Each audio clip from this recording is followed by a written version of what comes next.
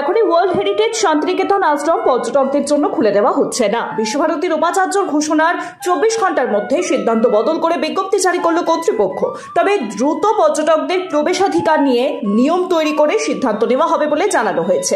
কেউ যদি শান্তিনিকেতন আশ্রম এলাকা ঘুরে দেখতে চান তাহলে কমপক্ষে 2 সপ্তাহ আগে বিশ্বভারতীর জনসংযোগ আধিকারিককে ইমেল মারফত আবেদন করতে হবে পর্যটকদের। আর সেখানে পরিদর্শনের জন্য তারিখ, সময়, পর্যটকদের সংখ্যা ও সংস্থা ইত্যাদিও উল্লেখ করতে হবে। অনুমতি পেলে তবেই আশ্রমের কোর জোনে ঘুরতে পারবেন পর্যটকেরা।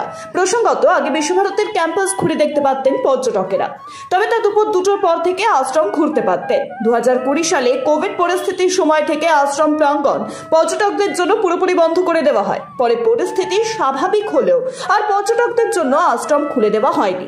তৎকালীন উপাচার্য বিদ্যুৎ চক্রবর্তীর সঙ্গে দূরত্বও বেড়েছিল রাজ্য সরকারের, তাই তিনি আর পর্যটকদের জন্য খোলেননি বিশ্বভারতী।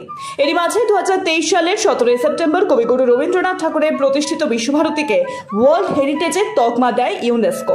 বিশ্বের একমাত্র চলমান বিশ্ববিদ্যালয় এই তকমার অধিকারী। তারপর থেকে আরো আকৃষ্ট হয়ে উঠেছে বিশ্বভারতী।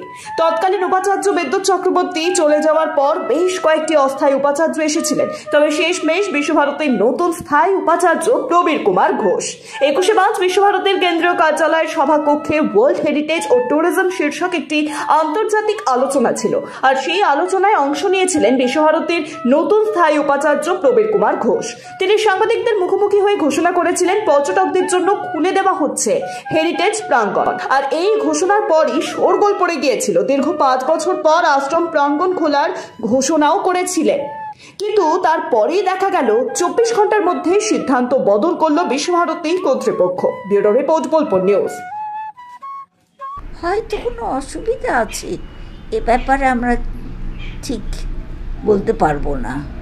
কোনো অফিসিয়াল অসুবিধে কিছু আছে, অন্যান্যরা সে ব্যাপারে উপাচার্যকে হয়তো জানিয়েছেন।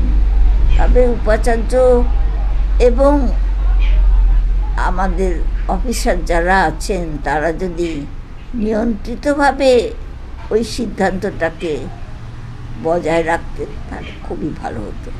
না, প্রথম কথা, বিশ্বভারতীর দীর্ঘদিন ধরে এমন একটা অচলায়তন অবস্থার সৃষ্টি হয়েছে যা বিশ্বভারতী প্রেমী লোক, যারা রবীন্দ্রপ্রেমী মানুষ, যারা শান্তিনিকেতনকে ভালোবাসেন, তাদের কাছে এটা কাম্য একেবারেই না। নতুন বাইক কেনার কথা ভাবছেন? তাহলে আর দেরি না করে এখনই চলে আসুন পাড়ুই বাজার শ্রীনিকা অটোমোবাইল শোরুমে। ঈদ উপলক্ষে এখানে চলছে ধামাকা অফার, সঙ্গে থাকছে বিশেষ ছাড়। এখানে আপনি পেয়ে যাবেন বাজাজ কোম্পানির নতুন প্রযুক্তির নানান মডেল, যেমন N150, N160, Pulsar 125, NS 125, Platina 100, Platina 110, City 110X, N125, NS 160, NS 200, Pulsar 220, Dominar 250, NS 400 ইত্যাদি। তাই আর দেরি না করে চলে আসুন পাড়ুই বাজার শ্রীনিকা অটোমোবাইল শোরুমে, আর সঙ্গে করে নিয়ে যান আপনার পছন্দের বাইকটি। ঠিকানা পাড়ুই বাস স্ট্যান্ড, বোলপুর সিউড়ি রাস্তার পাশে। যোগাযোগ 8918166851, 6296730183।